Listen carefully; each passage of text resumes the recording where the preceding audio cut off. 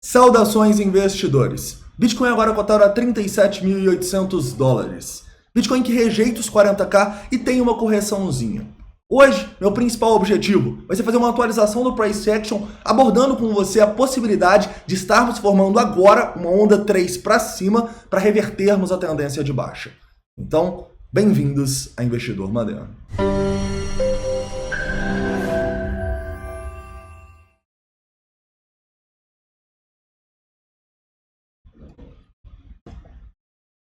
Investidores, lembro para vocês que o sorteio do projeto do Zero a Trader ainda está acontecendo e o resultado vai ser divulgado no vídeo da noite, tá? Então ainda dá tempo de você participar. E para participar é muito simples. Vai no meu Instagram, me segue e deixa um comentário nessa primeira foto aqui do sorteio oficial, tá? Me seguiu e deixou o comentário, já está participando, ok?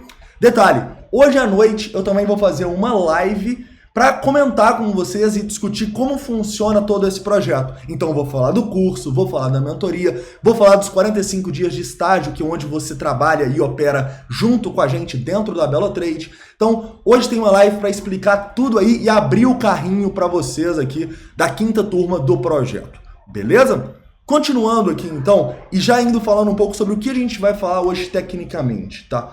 Hoje eu vou, a partir da análise técnica, mostrar para vocês qual é o meu pensamento a respeito da teoria de ondas de Elliott, que é uma teoria brilhante, e o que a gente consegue ver aqui neste momento, tá? A gente tem essa configuração aqui, isso vai acontecer, vamos discutir um pouquinho sobre isso. E também quero fazer uma análise de sentimento, abordando em especial o que está acontecendo e o que aconteceu nas últimas horas, justamente com as pessoas que a gente falou que estava comprando errado aqui nesse movimento lá em cima, né? Então vamos falar um pouquinho sobre isso. Mas vamos começar então falando sobre ondas de Elliott, né? E antes de começar, não esquece de deixar o like aí e se inscrever, que é muito importante aqui para o canal. Investidores, vocês não me veem falar muito de ondas de Elliott aqui no canal, né? Mas ondas de Elliott, para mim, sem dúvidas, é um dos ensinamentos mais importantes que nós temos para operar não só o Bitcoin e criptomoedas, mas como todos os mercados, tá? Porque as ondas de Elliott, elas buscam fazer você operar uma questão muito básica. Elas buscam fazer você operar a favor da tendência, que é o que a gente sempre faz na Belo Trade, e elas buscam também você operar depois de um movimento de força de uma onda 1, e onde uma retração é provável que acabe formando uma onda 3, tá?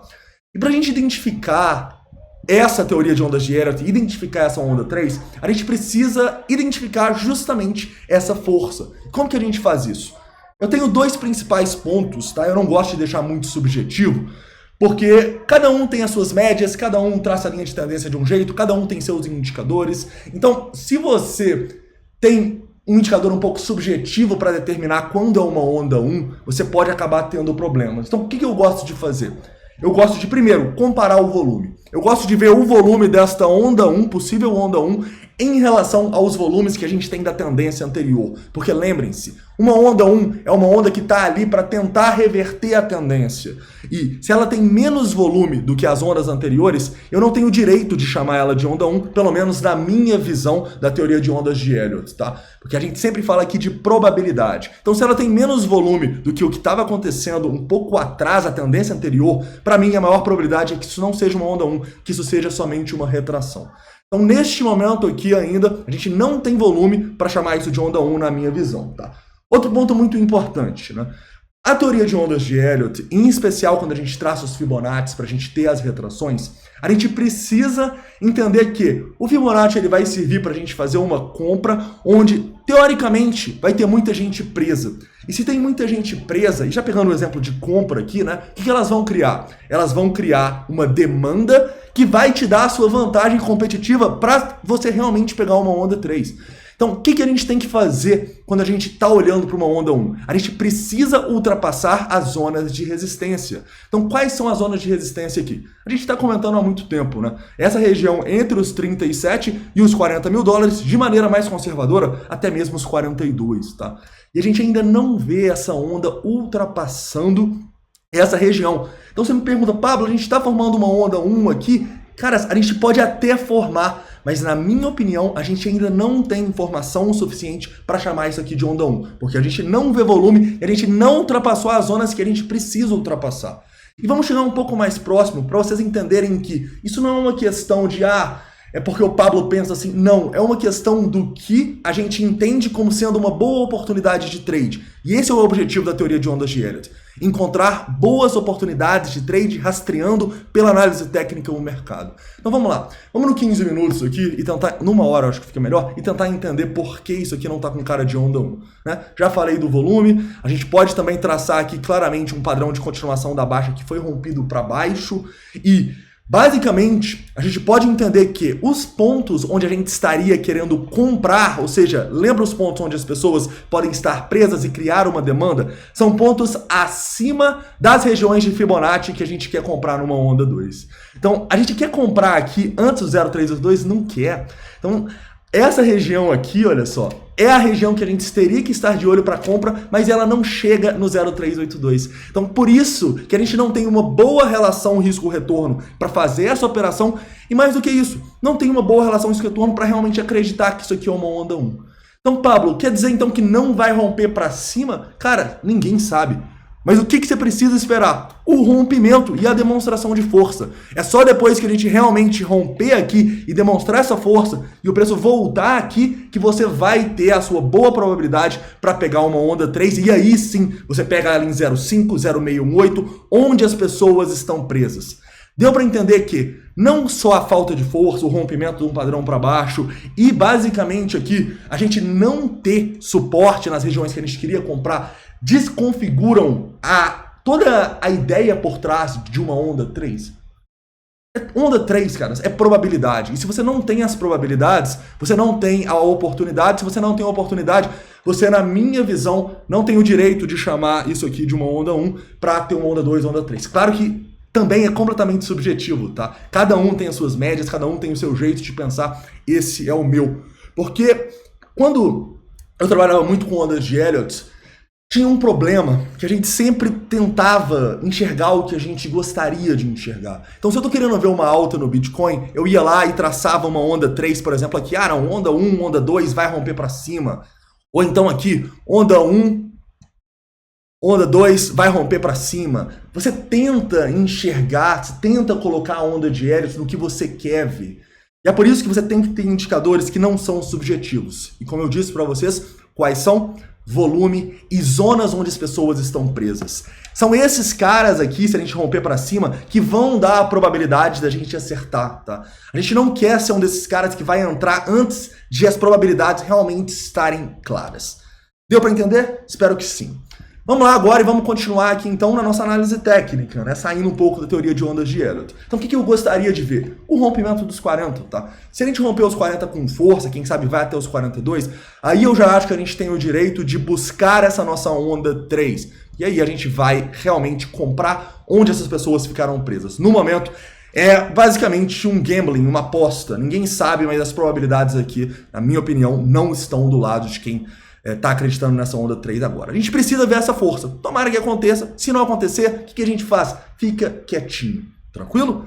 Detalhe, o que a gente consegue ver aqui também nos nossos suportes? A região dos 37, 36.500 que a gente formou no fundo é um suporte muito importante. Se a gente perde esse suporte aqui, a gente não tem muita coisa para segurar a gente abaixo. E é justamente por isso que eu não quero acreditar tanto nessa onda 3, porque justamente onde eu quero comprar 0,5, 0,618, não tem ninguém preso quase. Então se não tem ninguém preso quase, a probabilidade do preço parar aqui não é tão elevada. Então por isso que toda onda 3 basicamente mostra pra gente uma oportunidade onde a gente tem as probabilidades a nosso favor. Se você não espera ter força e romper a região importante, você não tem essas probabilidades. Correto? Detalhe, se a gente rompe aqui um mini padrãozinho de alta que a gente está formando nessa região dos 38.800, seria muito bom, tá? Seria muito bom para o preço, mas eu realmente gostaria de ver os 40 mil sendo rompidos e quem sabe a gente indo testar os 42 para depois a gente chegar aqui e discutir. É uma onda 3? Aí a gente discute. Tranquilo? Continuando aqui agora e falando um pouco da nossa análise de sentimento. Na nossa análise de sentimento, nós temos algumas considerações bem interessantes do que aconteceu ontem, né, caras? Ontem a gente estava falando com vocês sobre as pessoas comprando no pior local possível, né? E acabando comprando nesse topo aqui do Elon Musk, quando ele tweetou sobre os mineradores e tal. E a gente estava falando que a gente justamente vendeu nesse topo porque a análise de sentimento estava mostrando pra gente que era venda, né? Long Short Ratio subiu, CVD da sardinha subiu, a gente teve um aumento do Open Interest no topo que muitas vezes é bearish, a gente teve muita liquidação. Então, A gente estava mostrando isso. E a partir daí, quando a gente entendeu que muitas pessoas estavam compradas, a gente tem que pensar onde essas pessoas vão colocar os stops.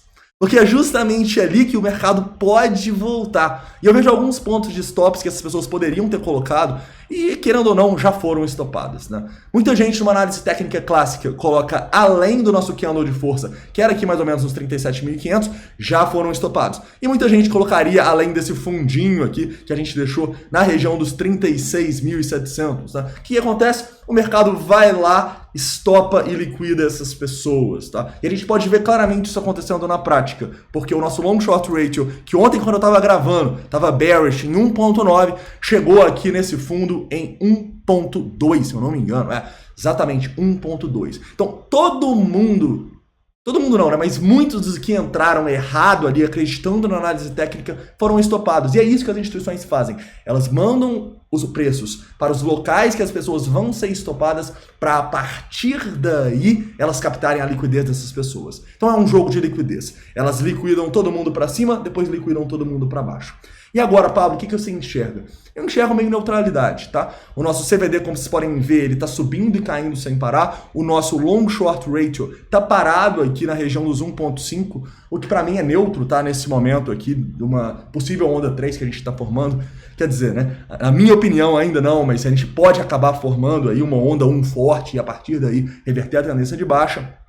Então, eu vejo mais neutralidade, já começo a ver algumas ordens de venda bem ruins aqui, olha só, nesses 37.600, ou seja, instituições tentando não deixar o mercado recuperar essa região dos 38, o que é um pouco perigoso na minha opinião, tá? Então, assim, eu realmente não estou muito otimista no Bitcoin, eu acho que a gente deve esperar a confirmação dessa nossa onda 1, tá? Porque neste momento a gente ainda não tem essa nossa onda 1, na minha opinião. Como que a gente vai ter ela? A gente vai ter ela basicamente se a gente romper com força a região dos 40, quem sabe até os 42, e essas pessoas aqui serem a nossa oportunidade, tá bom? Nesse momento ainda é bem arriscado a gente tentar fazer uma previsão aqui e se posicionar antes de realmente as probabilidades estarem do nosso lado, tá? Aqui seria realmente uma aposta. Tranquilo, investidores? Então é isso, né? Eu lembro, claro que essa é minha opinião. As ondas de Elliott, elas são sim subjetivas e alguns usam médias para isso, alguns acreditam que esse volume já é um volume significativo para uma onda 1. Cada um